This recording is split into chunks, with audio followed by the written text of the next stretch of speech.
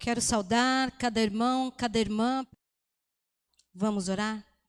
Senhor Deus e Pai Todo-Poderoso, te louvamos, te bendizemos, te agradecemos, Senhor, pela Tua palavra e te pedimos em nome de Cristo Jesus, que ela encontre em nossos corações terra fértil, onde ela possa ser frutificada, Senhor, e que nós possamos compartilhar, principalmente com aqueles que não te conhecem.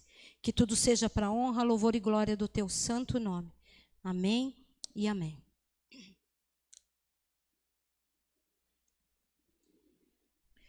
Meu irmão, minha irmã, certamente você, assim como eu, gosta de pensar ou de lembrar daquela afirmação que diz que nós fomos criados à imagem e à semelhança de Deus. A gente também gosta de saber, a gente também gosta de se lembrar que nós somos filhos e filhas de Deus. E nós também nos alegramos muito quando nós nos sentimos encorajados por sabermos que o Espírito Santo de Deus habita em nós.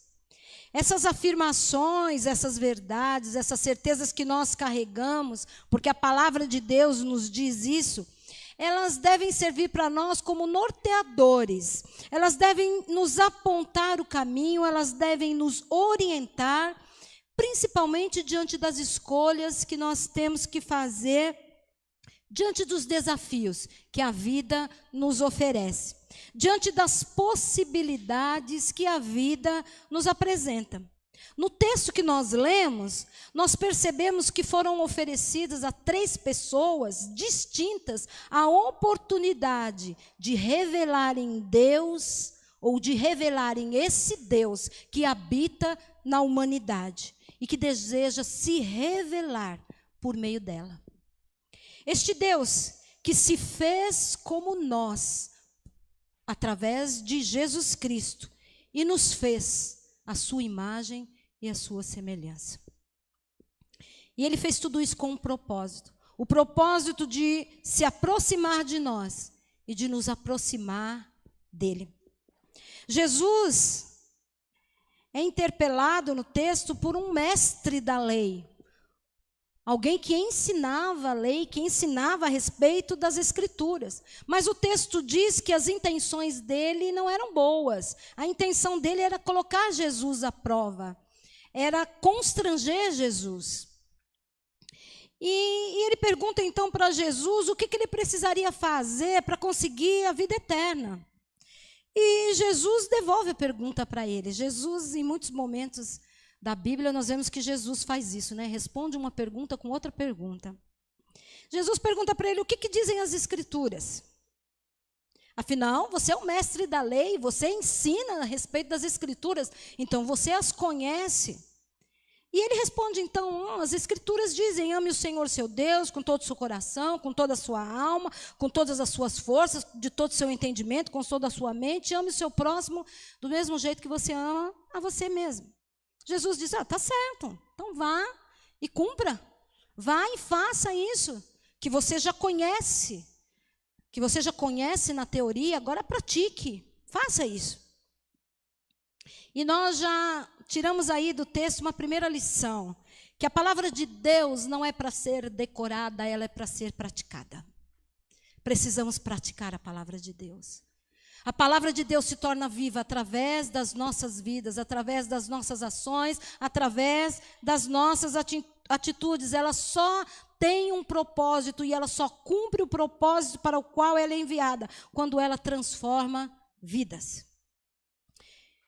E o homem então pergunta a Jesus, então quem é o meu próximo? Se eu tenho que amar ao meu próximo como eu amo a mim mesmo, quem é o meu próximo então? E Jesus conta para ele uma história. Jesus faz uma ilustração, ou Jesus traz uma ilustração para que o ensino fique claro, para que não haja dúvidas a respeito daquilo que Jesus estava falando. Então, diante de alguém, lá um homem que foi assaltado, um homem que foi agredido fisicamente, que teve os seus pertences roubados, que foi deixado ali semi-morto ou quase morto, foi oferecido a 3 pessoas distintas, como eu já disse, a oportunidade de demonstrar amor por aquele homem, de demonstrar misericórdia para com aquele homem. Primeiro um sacerdote e em seguida um levita. E a palavra nos mostra qual foi a atitude, ou quais foram as atitudes desses homens. E aqui vem sim uma crítica, né? Uma crítica que não é velada, é uma crítica direta à atitude de sacerdotes e de levitas que acreditam que precisam ser servidos e que não estão aqui para servir. Porque aqueles homens, tanto o sacerdote quanto o levita, eles viram, o texto diz que eles enxergaram, eles viram aquele homem caído. Eles perceberam a necessidade daquele homem. Aquela estrada era uma estrada, diz o texto não diz, mas quando a gente estuda, a gente vê que aquela estrada era uma estrada tortuosa, cheia de muitos esconderijos, aonde salteadores poderiam ficar para atacar as pessoas que passavam ali. Então, já deveria ser algo comum que esse tipo de ação, esse tipo de violência acontecesse naquela estrada. Então, eles viram aquele homem machucado, ferido, precisando de ajuda, quase morto. Mas eles deliberadamente escolheram não ajudar. Escolheram não revelar a imagem e a semelhança de Deus que estava neles. Resolveram não ajudar aquele homem. Por quê? E assim muitas vezes somos nós, diante da necessidade de alguém. Por que não ajudar? Não porque eu não tenho tempo. Por que não ajudar? Não porque eu tenho coisas mais importantes para fazer. Por que não ajudar? Não porque isso não é a minha prioridade. Por que não ajudar? Não, porque certamente há alguém que possa fazer melhor do que eu. E assim como aquele sacerdote, aquele levita, nós temos várias desculpas para não servir ao Senhor e para não servir o próximo. No caso do levita e do sacerdote, não, nós trabalhamos no templo. Nós já servimos ao Senhor, nós já servimos a Deus no templo. Eu cuido das coisas divinas. Este é o meu papel. Para isso é que eu fui chamado. Eu cuido das coisas divinas, então que alguém cuide das coisas próprias da humanidade, das coisas que são humanas. Porque eu vou para onde Deus está.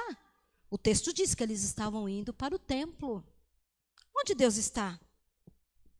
Deus está no templo, é a resposta deles. Eu não posso me distrair pelo caminho. Servir a Deus sem se comprometer com a dimensão humana é impossível. Aproximar-se do divino, se afastando do humano, é ilusão. Isso não existe. Dizermos que estamos próximos de Deus, se não somos sensíveis às necessidades do nosso próximo, isso é ilusão.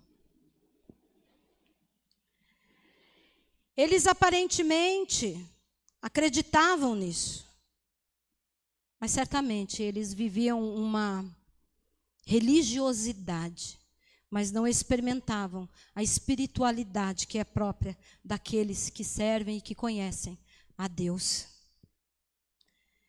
Só é possível servir a Deus servindo o outro. Não há outra forma de servirmos ao Senhor. Não há outra forma de experimentarmos e de revelarmos o amor de Deus, se não for por meio das nossas experiências, das nossas relações uns com os outros. Mas aqueles homens, o sacerdote e o levita, foram incapazes de reconhecer Deus. Diziam-se servos de Deus, mas foram incapazes de reconhecer Deus no caminho. Naquele homem que precisava de uma mão estendida, de um cuidado, de um socorro. Porque Deus se manifesta no outro e nas necessidades do outro. E nós precisamos estar atentos a isso. Pararmos de olhar só para nós mesmos. Pararmos de adorarmos o espelho que reflete só a nossa própria imagem e as nossas necessidades. Porque o Evangelho de Jesus Cristo é muito claro. Ele diz lá, Eu tive fome e não me deram de comer, eu tive sede e não me deram de beber, eu fui estrangeiro e vocês não me acolheram, eu estive nu e vocês não me vestiram, eu estive preso e vocês não me visitaram. Então Deus se revela na pessoa do outro a todo tempo, e principalmente na pessoa do necessitado. Uma outra coisa que nós aprendemos também a partir desse texto é que há questões, sim, que são muito urgentes. E quando nós olhamos para o nosso país, quando nós olhamos para o mundo, nós percebemos que há questões que são muito urgentes. Questões de desigualdade social, a questão do desemprego, a questão da moradia. São questões urgentes e que precisam de solução, mas nós precisamos entender qual é o papel da igreja. A igreja tem sim um papel social, um papel de se posicionar em meio à sociedade, mas nós não estamos aqui enquanto igreja, enquanto povo de Deus, para resolver esses problemas. A parábola do samaritano nos ensina que nós somos igreja para alcançar pessoas, para cuidar de pessoas. Eu cuido de você e você cuida de mim. Isso é ser povo de Deus, isso é ser igreja, isso é cumprir o propósito de Deus para a humanidade. Eu sou responsável pelos meus problemas, pelas situações que eu enfrento. Você é responsável pelos seus problemas e pelas situações que você enfrenta. Mas eu sou responsável por cuidar de você. E você é responsável por cuidar de mim. E se essa verdade não é clara para nós, nós estamos como aquele sacerdote e aquele levita, não estamos enxergando Deus nas nossas relações. E aí diz então que um homem, um samaritano, o menos provável de todos, enxerga aquele necessitado no meio do caminho e estende a sua mão. E ele faz mais do que muitos fariam, porque ele cuida daquele homem, ele prossegue o restante do caminho a pé, coloca aquele homem sobre o seu animal, leva aquele homem até uma hospedaria, paga pela hospedagem daquele homem, deixa um dinheiro a mais, um valor a mais, caso o que ele havia pago não fosse o suficiente, ainda diz, quando eu voltar, porque eu tenho que seguir o meu caminho, eu tenho que seguir a minha viagem, mas quando eu voltar, eu vou passar aqui, e se você tiver gasto mais do que isso, eu vou te reembolsar. Cuidado, amor. Eu não quero que nada falte a esse homem, que nada falte a esse necessitado. E assim tem que ser a ação da igreja, não uma ação pontual, mas uma ação consciente, uma ação intencional. Assim tem que ser a ação da igreja de Cristo. Olhar para uma pessoa e cuidar dessa pessoa, até que ela esteja inteira, restaurada e plena. Nós temos que cuidar das pessoas e fazer o que for necessário, o que for preciso, para que ela se recupere, seja em que área for. Isso é discipulado, é o princípio do discipulado. Doar-se ao outro. E nessa parábola, então, Jesus nos ensina que nós estamos aqui para fazer exatamente isso. Cuidarmos um dos outros. E para cuidarmos um dos outros, é preciso caminharmos juntos. É preciso estarmos debaixo do mesmo propósito, caminharmos em unidade. É preciso investirmos nas nossas relações, nos nossos relacionamentos. A sociologia, assim como outras ciências, afirmam que o homem é produto do meio e do tempo em que ele vive, em que ele está inserido. Isso significa que o que acontece no meio em que nós vivemos, o que acontece nesse tempo em que nós vivemos, nos influencia. Não determina quem nós somos, não determina nossas ações, mas influencia. Influencia. Um exemplo simples, para que a gente possa entender melhor isso. Olha aí para a sua roupa, olha para a roupa que você está vestido. Você acha realmente que essa roupa que você está usando, você a comprou, você entrou um dia numa loja e a comprou por total escolha e decisão sua? Você acredita mesmo nisso? Não foi, não foi. Foi porque de alguma forma, em algum momento, ou por meio da mídia, ou por meio de convenções, você compreendeu que esta roupa que você está usando é a melhor roupa, ou é aquela que vai lhe dar, seja por que motivo for, é a que vai lhe dar a credibilidade, é aquela que vai demonstrar o seu estilo, é aquela que vai passar uma imagem da tribo a qual você pertence, dos valores nos quais você acredita, ou porque essa roupa é confortável, ou lhe traz uma sensação de pertencimento, eu pertenço a esse grupo, ou eu pertenço a essa comunidade. Você foi convencido disso. Você foi convencido disso. Por quê? Porque o meio em que nós vivemos, a sociedade em que nós vivemos, o tempo em que nós vivemos, nos influencia. Nos influencia. E você pode pensar aí em vários outros exemplos. Então, nós não podemos negar que essa sociedade nos influencia e nos impõe padrões de comportamento, até mesmo padrões de pensamento. Ela nos impõe. E quando nós olhamos para esse tempo, quando nós olhamos para esse meio que nós vivemos, quando nós olhamos para a sociedade que nós estamos inseridos, o que é que nós percebemos? O que é que nos salta aos olhos? Violência. Nos salta aos olhos falta de temor de Deus.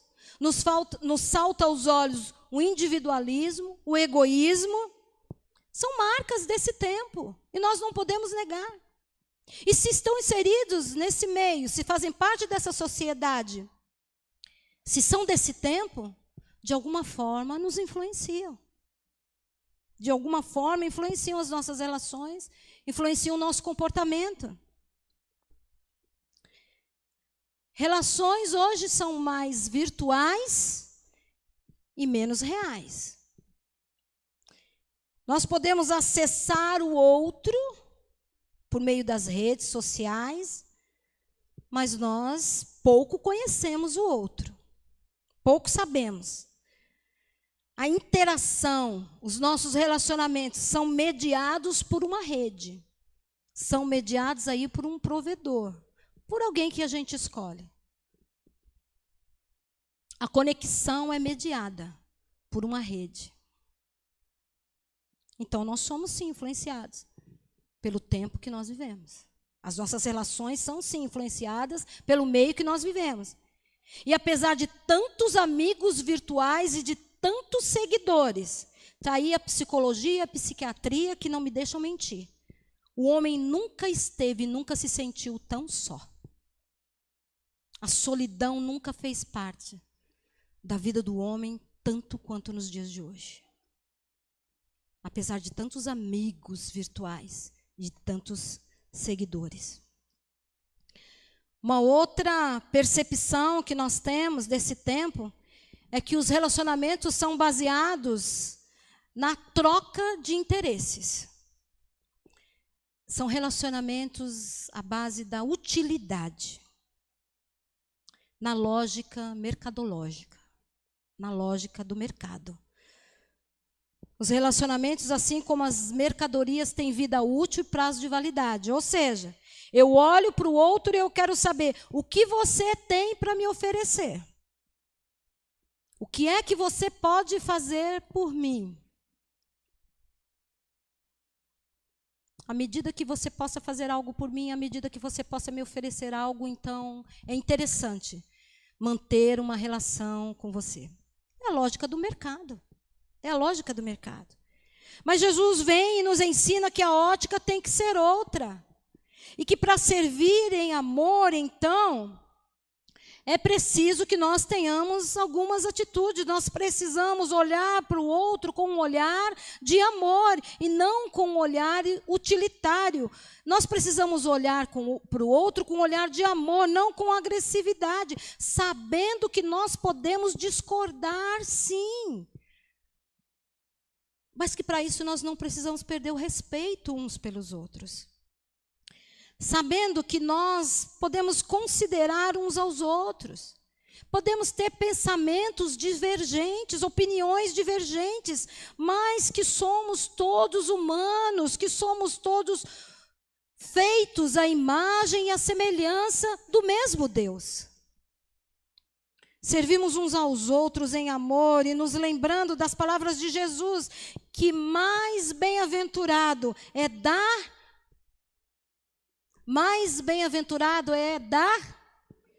do que receber. Mais felizes são aqueles que sabem dar do que aqueles que só querem receber. É o que a palavra de Deus nos ensina. Deus age através de gestos de amor que eu e você dispensamos na direção do outro. Deus age quando nós buscamos um novo formato nas nossas relações, onde Deus seja manifestado, onde esse amor de Deus seja manifestado. E então, nessa ambiência, nós vamos influenciando e sendo influenciados, ainda influenciados, mas agora influenciando também e de maneira positiva, por uma expressão máxima de amor e de doação. E dessa forma, o poder de Deus se manifesta e os milagres acontecem. É nas relações que os milagres acontecem. É nas relações de amor que os milagres acontecem. É nas relações de oferta, de doação que os milagres acontecem. É quando eu diminuo para que Jesus cresça que os milagres acontecem. E aí a gente entende que o mesmo Deus que habita em mim, habita em você e habita em toda a humanidade. E aí nós compreendemos que é isso, esse entendimento que nos torna próximos. Eu deixo de ser o centro do universo, como essa sociedade nos ensina. Porque o que a gente ouve, meu irmão, assim como eu, minha irmã, você já deve ouvido e talvez já tenha até falado. Porque, afinal de contas, se eu não fizer por mim, quem é que vai fazer? Ah, se eu não pensar em mim, quem é que vai pensar?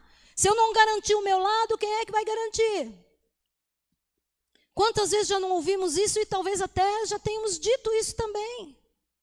E aí, meu irmão, a palavra do Senhor vem e nos ensina que nós temos que dizer: meu irmão, minha irmã, eu penso em você. Se ninguém se preocupar com você, eu me preocupo com você. Se ninguém estiver cuidando de você, eu quero cuidar de você. Porque a palavra de Deus nos ensina que nós precisamos servir uns aos outros em amor. E assim o reino de Deus vai crescendo. E assim a verdade de Deus vai se estabelecendo. E aí a promessa se cumpre na vida de todos. A promessa de vida eterna se cumpre na vida de todos. Não é só para alguns. Não é só privilégio de alguns. É para toda a humanidade, porque toda a humanidade foi criada à imagem e à semelhança de Deus. E aí, nessa noite, o Espírito Santo que está presente aqui, ele ministra sobre os nossos corações, ele olha para nós e ele nos permite ouvir a voz de Jesus dizendo: agora, vai você, Davi, vai você, Lúcia, vai você, Silvana, vai você, Bruno, vai você, Verônica, vai você, Nancy, e faça o mesmo. Você vai ouvir uma canção agora, e enquanto você ouve essa canção, se coloque na presença de Deus. Permita que o Espírito Santo ministre ao seu coração, porque a presença dele é real. Ele está aqui, ele está em mim, ele está em você, ele habita em nós. Ele quer nos orientar, ele quer nos ensinar, ele quer nos levar além de nós, no encontro com o outro. E quando eu encontrar o outro, eu encontrarei o próprio Deus. Curve a sua cabeça, se coloque na presença do Senhor. Se você quiser vir para o altar, venha. Se você quiser se ajoelhar, se você quiser ficar em pé, fique na liberdade que o Espírito Santo dá. Mas permita que ele ministre no seu coração.